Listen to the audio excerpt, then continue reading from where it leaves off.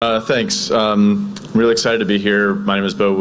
I'm with an initiative called I Am the Cavalry, which, if you haven't heard of us, it's a group of basically white hat ethical hackers or security researchers who are trying to preserve the promise of technology in connected vehicles, healthcare, aviation, what have you.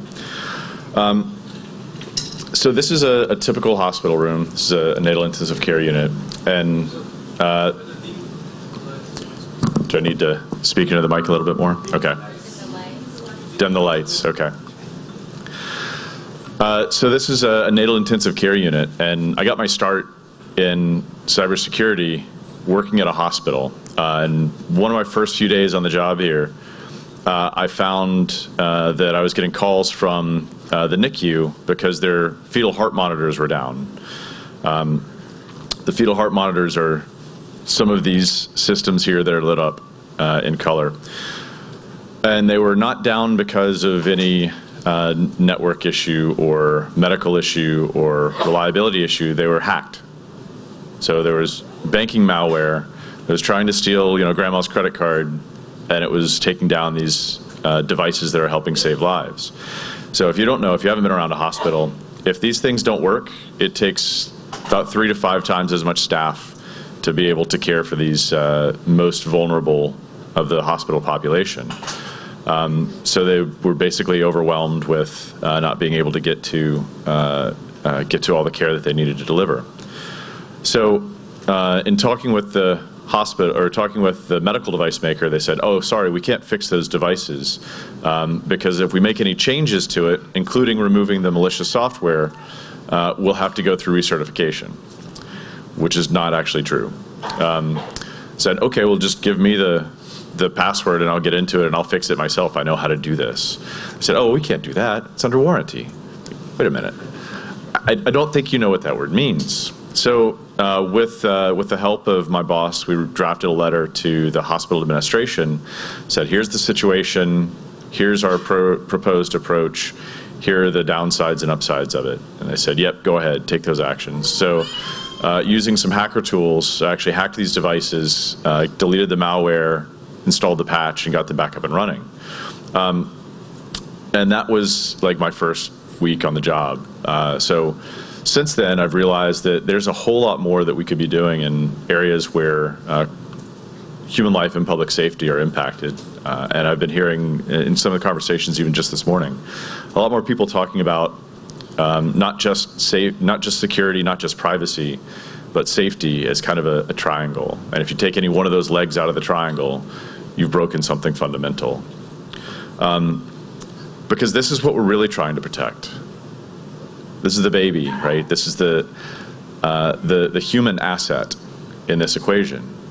And one of the things that we found is when we try and apply confidentiality, privacy protection approaches to human life public safety problems, they're mismatched.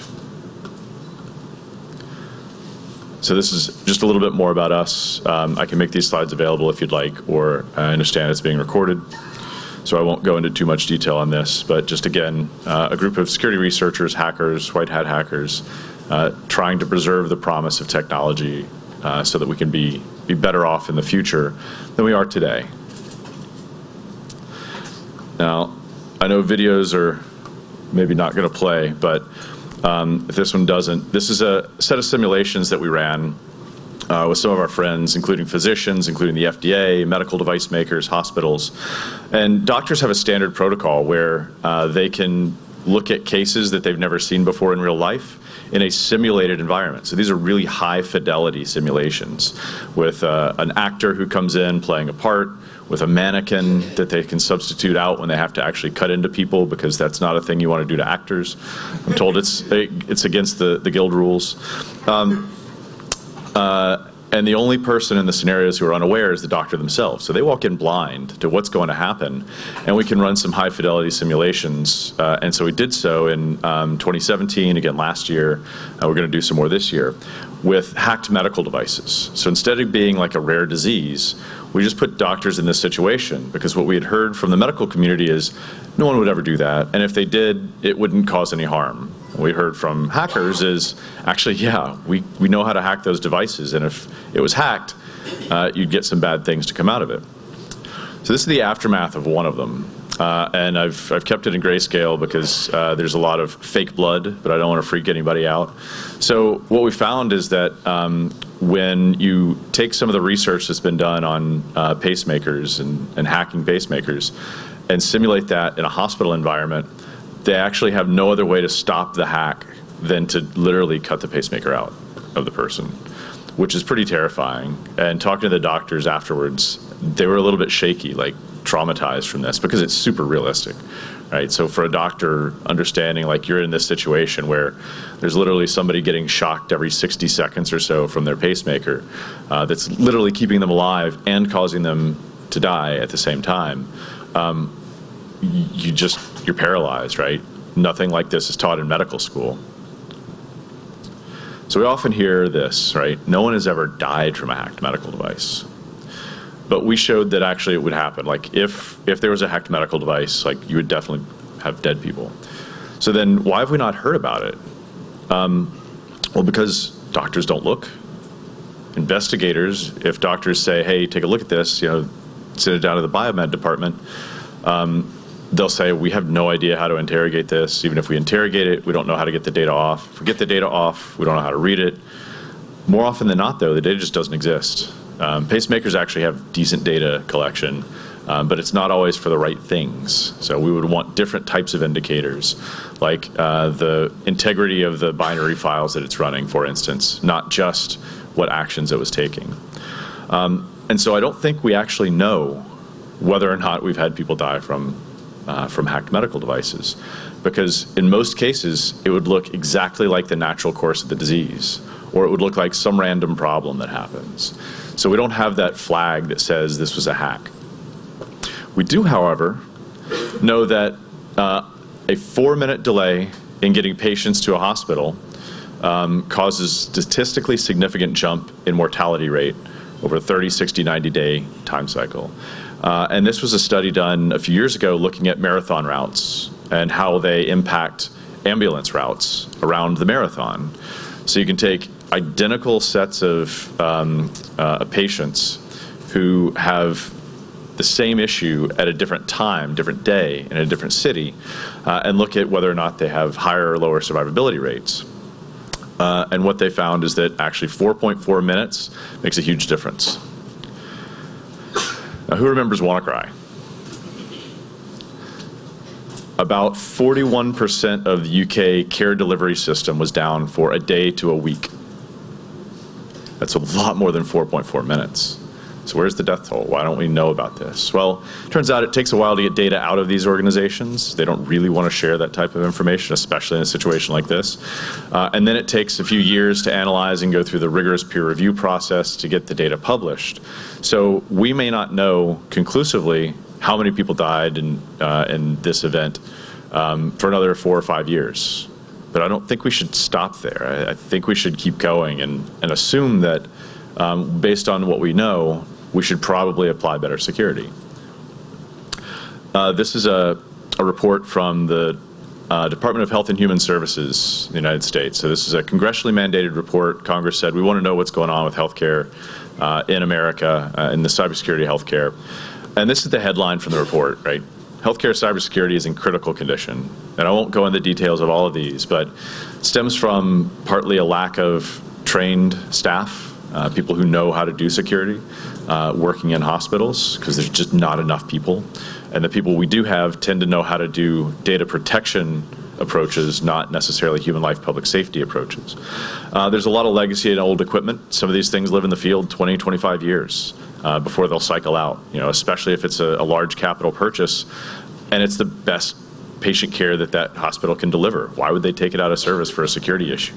Something that they know will happen, which is patients will die if they don't have it in there, versus something that might happen.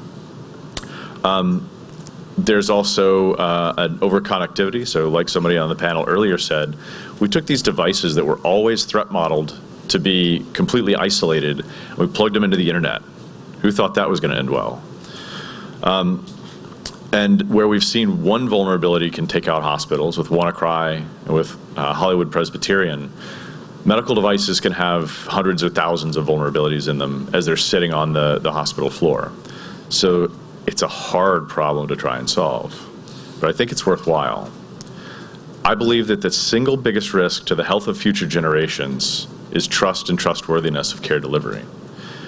Because if you go into a hospital thinking that the devices you're getting hooked up to are untrustworthy, you might not go into the hospital, or you might not accept that implanted medical device, or the wearable medical device, an insulin pump, or a pacemaker.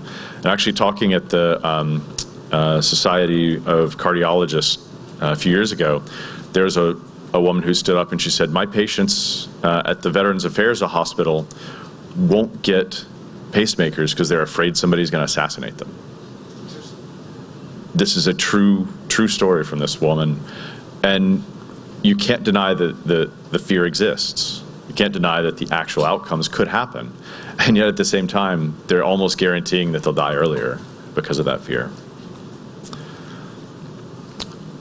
This is a simple diagram, a simple map of where I think we're going in the healthcare ecosystem. We've already seen some of these things, and I'll run through some of it quickly, but we're in the midst of multiple concurrent revolutions in healthcare. I think we should strive for that promise, but not be so cavalier to think that there will be no security issues that can come from it.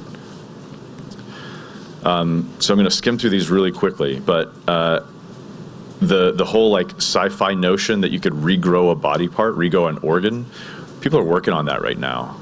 So Deca Labs, Dean Kamen, who invented the Segway and the insulin pump, is working on how you can do regenerative medicine, restorative medicine, to be able to regenerate your own living tissue.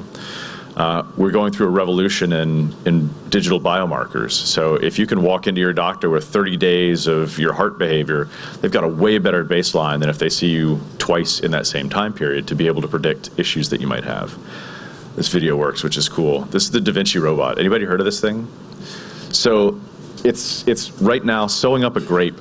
It cut the skins off a grape. This is an entirely automated distance robot. So it cut the skin off a grape, and now it's sewing the skin back on. Like, this thing is so precise and so cool. Life expectancy over the last 50 to 70 years, because of these concurrent revolutions that are still underway, has gone dramatically up around the world. And we don't want to sacrifice those things just because we're afraid that they might get hacked. But they all derive from things we know to be hackable that we don't know how to control, right?